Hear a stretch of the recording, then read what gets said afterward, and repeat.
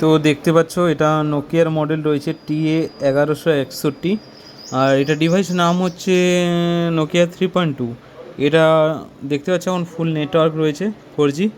তো এটা মেন সমস্যাটা কী ছিল, তো সমস্যাটা যা ছিল আমি অলরেডি সলভ করে ফেলেছি।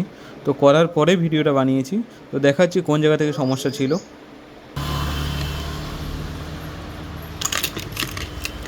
এটা ছিল নেটওয়ার্ক প্লেস, এই জায়গাটাতে দেখতে পাচ্ছ এটা উঠিয়েছিলাম। এই যে আইসিটা, এটা ছিল AP6712M21, এই আইসিটা ছিল। দেখাচ্ছি কতটা দেখা যাবে জানি না।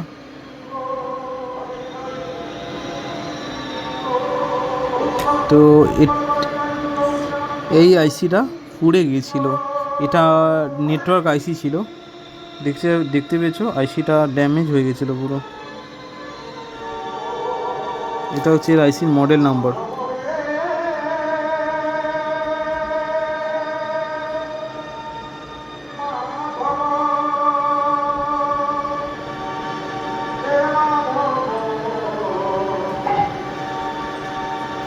এটা হচ্ছে পুড়ে গেছিলো আইসিটা, এটা আইসির মডেল নাম্বার।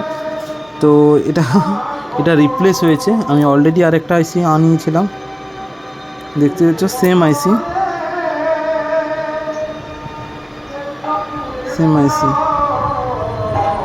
আনিয়েছিলাম। তো এটা রিপ্লেস করার পর নেটওয়ার্ক ঠিক হয়েছে। তো দেখতে পাচ্ছ, তো এরকমই হুটহাট করে নেটওয়ার্কের কোনো কাজ করবে না যারা জানো না।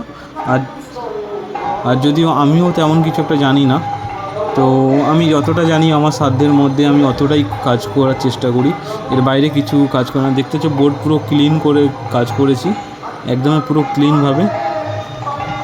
তো থ্যাঙ্কস ফর ওয়াচিং। তো ভিডিওটা যদি ভালো লেগে থাকে সবাই অবশ্যই লাইক, শেয়ার, সাবস্ক্রাইব করে দিও। আর এটা নোকিয়া 3.2.3 মডেল নাম্বার রয়েছে।